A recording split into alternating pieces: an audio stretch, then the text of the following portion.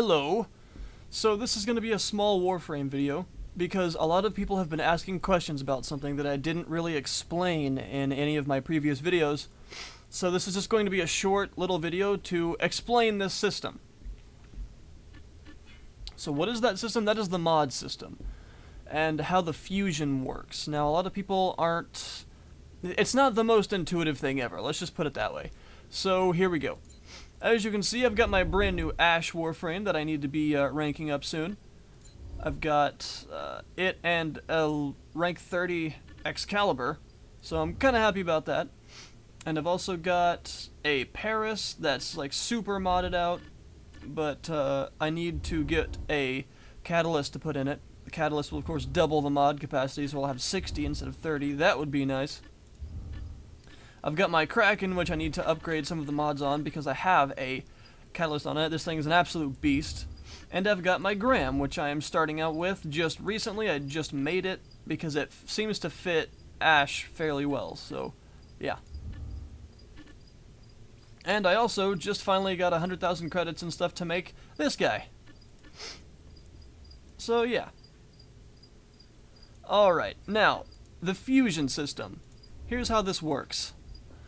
Just as a quick primer, every mod you have can be used in the fusion system. There are no, you know, limitations.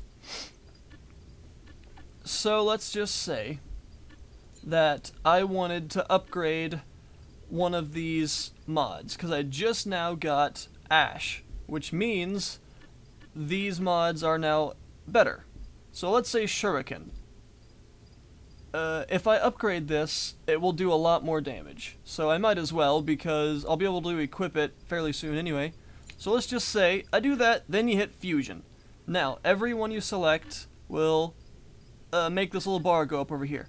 Now, all mods that are available for this, as you can see, have these little black notches over here. These are essentially levels. What this is telling me is that this can go up 3 levels. So that means that I can upgrade it a maximum of 3 times, and this right here, instead of saying common, we'll say common 3 next to it. So every time you upgrade this, this bar will fill up once, and one of these notches will turn white, telling you that it is now at this level, and the cost will go up by 1. But the rarity never changes. So how it works is every time you put something in here, it costs you some credits. The rarer the mod, the more experience it will then give the mod that you're upgrading, and things like that. So if you're just curious as to what some abilities do when they're upgraded, hovering over it will tell you exactly what upgrading it actually does. Man, I want that. But keep in mind, of course, upgrading them does increase their cost by 1 for every level. So, adding abilities to abilities upgrades them faster. So for instance, I don't need most of these abilities because I have multiples of these. Like, I even have multiple shurikens. I only need 1. I can only equip 1 at a time. So if I just shovel in even 1 shuriken, it upgrades its level once. So if I put another one on it, it's about 1.5. And if I put a third one on it, there we go, 2 levels.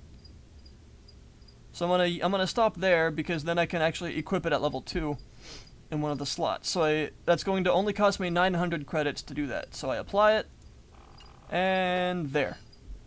That shuriken is now common 2, and it does more damage than a default shuriken. Now all of these can be upgraded, so redirection is a good one. It increases your shield capacity by a percentage. As you can see, this one can be upgraded a lot. What is that, 10? 1, 2, 3, 4, 5, 6, 7, 8, 9. Yeah, 10 times. And every level, just like you would expect, the amount of experience, I guess you could call it, necessary to upgrade it to the next level increases dramatically. So you can actually spend hundreds of thousands of credits on upgrading these. So putting like items, like mods, into this actually increases the amount that it will be upgraded. And the rarity will increase the amount of experience that it gives, as well as the cost. And also you have these fusion cores. You'll pick these up occasionally. Whoops. And let's knock stuff over on my desk. I don't need that stuff. And one thing that people seem to not realize is that they too have levels, which means this fusion core, level 2, it can be extremely high. This one, 3, and so on and so forth. These will give you different amounts of bonus experience to a mod. So let's just really quick as an example, and then we'll end the video. Let's say I want to upgrade magazine warp because I want more mag capacity for my rifle. Be nice for a Gorgon per se, which I think is what they have there. If I put this fusion core in, whoops. First you have to select fusion, stupid. Alright, so if I put this fusion core in, it's going to give me a level. If I put this one in, not quite a level. Put this one in, it's going to give me about a level and a quarter. Put this one in, it's going to give me 2.5. So yeah, these are essentially bonuses. Keep these. These are pretty cost effective because it's only one that's cost me 2,100 credits and it gives me 2.5 levels on this mod. And of course if you want, you can just go ridiculous and just start plugging a ton of them in there.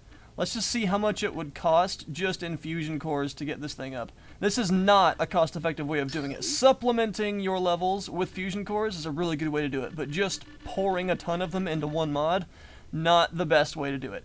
It'll cost me 15,000 and 17 mods, 17 fusion cores in order to level this thing up. So yeah, that's how the system works. Keep all of them. People seem to think that getting extra abilities is useless because you can only equip one, and you get abilities when you make or buy a Warframe. They are actually very useful because they are cheap ways of leveling up abilities, and that's very important if you want a strong Warframe. So there you go, folks. That is how the fusion system of Warframe works. Thank you for the questions. Any further questions I will continue to answer. And thanks for watching. I'll see you next time. Time to hit dudes with shurikens. A lot.